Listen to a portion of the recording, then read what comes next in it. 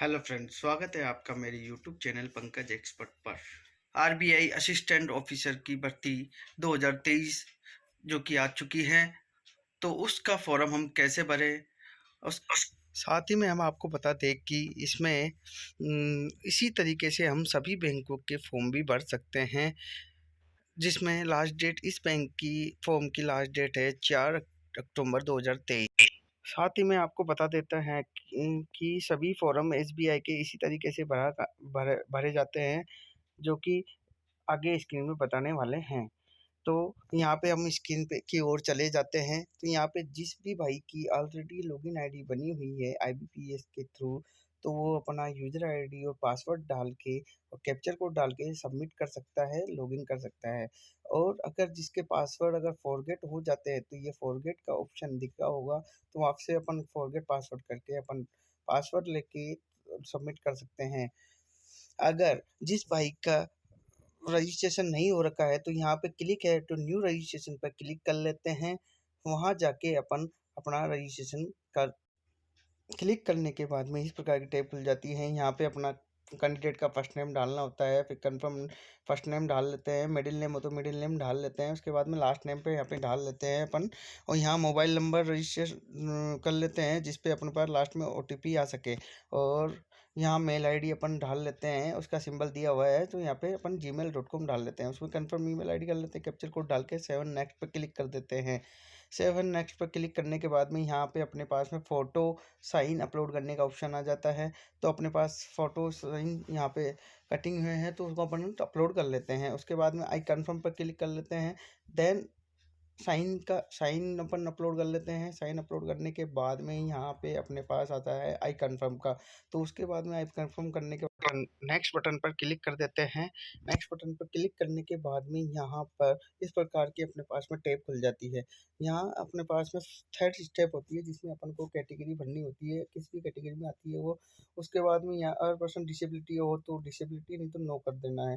उसके बाद में यहाँ पे होता है कि कोई भी अपने घर में से कोई आरबीआई में जॉब करता है, नहीं एक्स सर्विसमैन है तो नहीं, या फिर नहीं होगा इसके अंदर। उसके बाद में होता है यहाँ पे सर्विस डिसेबिलिटी नो, और उसमें आरबीआई करंट जो काम कर रहा है तो यस यानी नो। उसके बाद में होता है एम्प्लॉय आरबीआई नो, अगर हो तो यस कर दो। उसके बाद में अपने नेशनलिटी में इंडियन बन लेना होता है। उसके बाद में अप्लाई कहाँ से आप अप्लाई कर रहे हो, राजस्थान से कर रहे हो, हैदराबाद से कर रहे हो, जहाँ भी कर रहे हो, जिस भी स्टेट से बिलोंग कर रहे हो उसकी राजधानी यहाँ पे आती है, तो उसको अपन सेलेक्ट कर लेना होता है। उसके बाद में यहाँ पे अपने पास में आता है candidate inside apply primary examination centre. तो प्राइमरी एग्जाम सेंटर का जो भी आपको लेना होता है वो ले लेते हैं। उसके बाद में यहाँ पे लोकल लैंग्वेज आती है, जो अपनी जो भी लोकल लैंग्वेज है तो उसको अपन को यस करना होता है। और यहाँ पे लैंग्वेज अपनी जो भी लैंग्वेज होती है वो लोकल, वो अपने ऑटोमेटिक यहाँ पे आ जाती है। उसके बाद में अपन को डीओबी डालनी होती है, यहाँ पे कैंडिडेट की जो भी अपनी डीओबी होती है वो डाल लेनी होती है। उसके बाद में यहाँ पे अपन को जेंडर सेलेक्ट कर लेना होता है, जो मेल है फीमेल है ट्रांसजेंडर है जो भी है वो कर लेते हैं। यहाँ पे आता है ट्विन ब्रदर हो तो यस कर दो, सिस्टर हो तो यस कर दो, नहीं नो रहने दो। उसके बाद में यहाँ पे आ जाता है मैरिटियल स्टेटस अनमेरिड। फादर्स नेम अपन को यहाँ पे डाल लेना होता है। फादर नेम डालने के बाद में यहाँ पे अपन को मदर्स नेम डालना होता है जस्ट नीचे।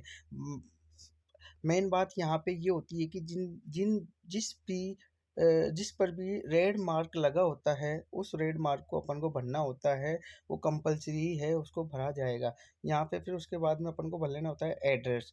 एड्रेस भरने के बाद में यहाँ पे अपन को यहाँ नीचे आ जाता है। उसके बाद में सेम एज एड्रेस पर क्लिक कर लेना होता है। उसके बाद में यहाँ तुरंत वही एड्रेस आ जाता है। उसके बाद में यहाँ पे चूज़ और परमानेंट एड्रेस करके यहाँ पे वैलिडिटी और डिटेल कर लेते हैं, तो वेरीफाई हो जाता है। उसके बाद 7 नेक्स्ट पर क्लिक कर लेते हैं। 7 नेक्स्ट पर क्लिक करने के बाद में यहाँ पे अपने पास फोर्थ स्टेप आ जाती है, जिसमें अपन को क्वालिफिकेशन ऐड करनी होती है। क्वालिफिकेशन होती है यहाँ पे इस रिक्रूटमेंट के लिए हाईएस्ट क्वालिफिकेशन ग्रेजुएशन मांगी गई है, तो उसको अपन को यहाँ पे डिटेल भर लेनी होती है। डेट ऑफ पासिंग की डेट भर लेनी होती है। उसके बाद में यहाँ पे अपन को परसेंटेज ऑफ मार्क्स, वो परसेंटेज मार्क्स भर लेने होते हैं।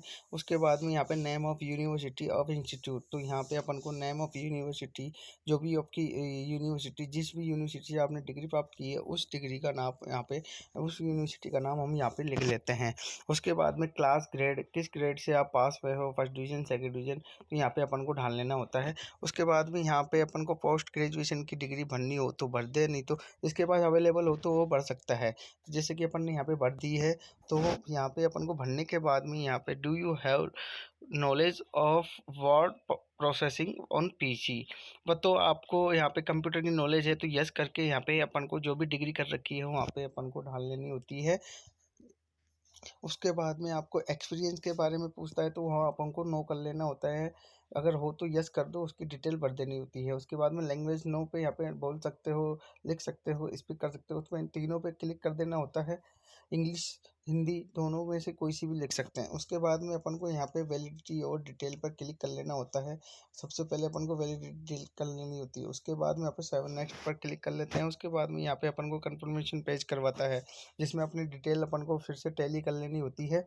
उसके बाद में यहाँ पे टैली करने के बाद में यहाँ पे कंप्लीट रजिस्ट्रेशन पर क्लिक कर लेना होता है। उसके बाद कंप्लीट रजिस्ट्रेशन पर क्लिक कर लेने के बाद में यहाँ पे कैंडिडेट का थंब इम्प्रेशन करवाता है। उसके बाद में यहाँ पे सेल्फ डिक्लेरेशन होता है, जो कि अपन को टाइप करवा के और कैप्चर को डाल के यहाँ पे अपलोड कर लेना होता है। उसके बाद में यहाँ पे चालान का इश्यू हो जाता है, तो अपन को चालान काटना पड़ता है, जो कि यहाँ पे 531 का करता है। कैप्चर कोड डाल के यहाँ पे सबमिट कर देना होता है। सबमिट कर देने के बाद में यहाँ पे अपना सक्सेसफुल ट्रांजेक्शन हो गया है, तो अपन को प्रिंट आउट निकालने के लिए वही अपन को लॉगिन आईडी पर करना होता है, जो कि अपने मोबाइल पर मैसेज के जरिए आ गया होता है। उसको अपन को ढाल के यहाँ पे सबमिट बटन पर क्लिक कर देना होता है, तो यहाँ पे अपन को पीडीएफ अपनी निकल जाती है। तो इस तरीके से अपना फॉर्म कंप्लीट हो जाता है। जिस भाई ने भी अभी तक मेरा यूट्यूब चैनल सब्सक्राइब नहीं किया है तो प्लीज़ जाके नीचे बेल आइकन दबा दे और यूट्यूब चैनल को सब्सक्राइब कर दे वे, ताकि आपको आगे और भी अच्छी रिक्रूटमेंट का नोटिफिकेशन मिल सके।